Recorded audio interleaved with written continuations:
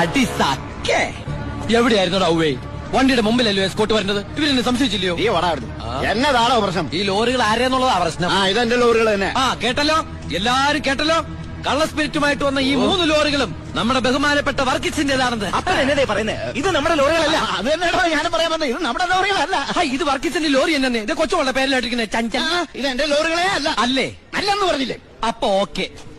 വർക്കിച്ചായന്റെ ലോറികൾ അല്ലെങ്കിൽ നമുക്ക് പിടിച്ച് അകത്തിട്ടല്ലോ സാറേ. എന്തായാലും ഉടമസ്ഥൻ വരുമല്ലോ. അപ്പൊ അയാളെയും പിടിച്ച് അകത്തിടാം. എങ്ങനെയുണ്ട് എന്റെ ഐഡിയ?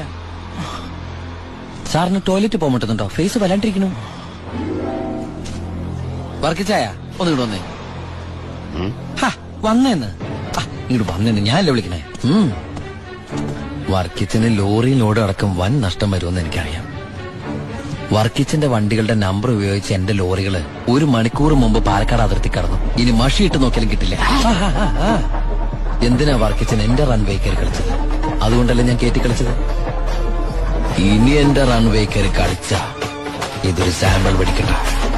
തൃശൂർ പൂരം കാണാൻ പോകുന്നേ ഉള്ളൂ. വരട്ടടവേ. ഒന്ന് തള്ളിക്കേ. അയാളെ വിളി സാറേ. ഒന്ന് പൊക്കിക്കേ.